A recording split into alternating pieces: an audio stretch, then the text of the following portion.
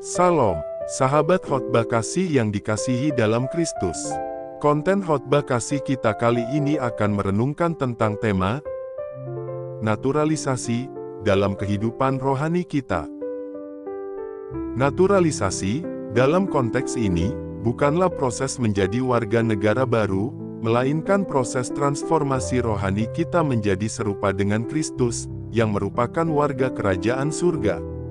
Yaitu untuk merenungkan sebuah proses yang sangat penting dalam kehidupan rohani kita, yaitu naturalisasi rohani. Proses ini mengajak kita untuk bertransformasi dan tumbuh menjadi serupa dengan Kristus, yang merupakan warga kerajaan surga. Perumpamaan penabur. Perumpamaan penabur yang Yesus sampaikan dalam Matius pasal 13 ayat 3-9 menggambarkan 4 jenis tanah yang menerima benih. Hati kita adalah tanah, dan firman Tuhan adalah benih.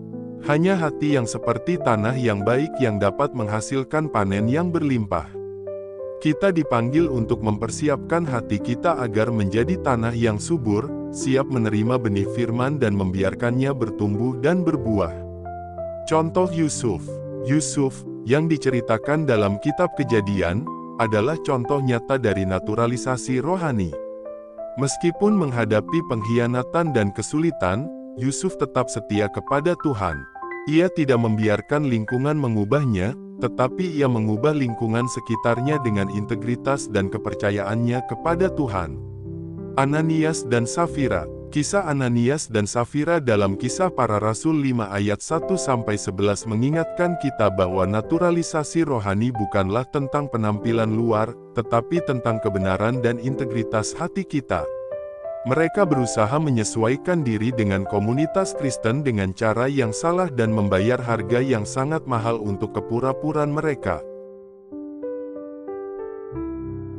Hidup diberkati dan menjadi berkat.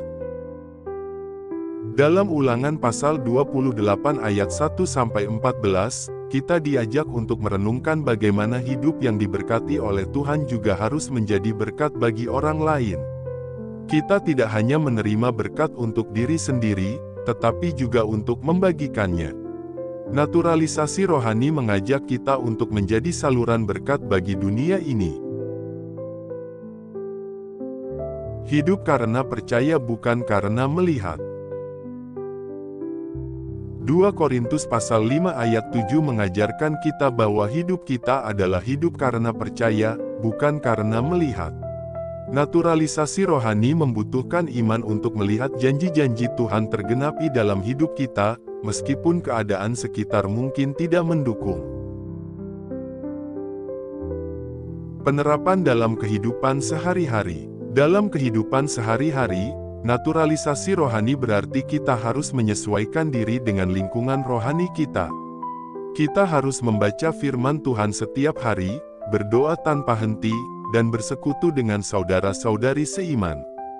Kita harus menjadi terang dan garam di dunia ini, menunjukkan kasih Kristus melalui tindakan kita. Saudara-saudari yang dikasihi, marilah kita berdoa agar Tuhan membantu kita dalam proses naturalisasi rohani ini, agar kita dapat tumbuh dan berbuah banyak untuk kemuliaan-Nya. Semoga kita semua dapat menjadi warga kerajaan surga yang sejati, yang mencerminkan karakter Kristus dalam setiap aspek kehidupan kita. Amin. Terima kasih telah menonton video-video khotbah kasih. Jika Anda merasa terinspirasi dan ingin terus mendapatkan konten yang membangun iman, jangan lupa untuk like, subscribe, dan tekan bel icon agar tidak ketinggalan video terbaru khotbah kasih. Bagikan video ini dengan teman dan keluarga, dan mari kita sebarkan kabar baik bersama-sama. Sampai jumpa di video berikutnya. Tuhan memberkati.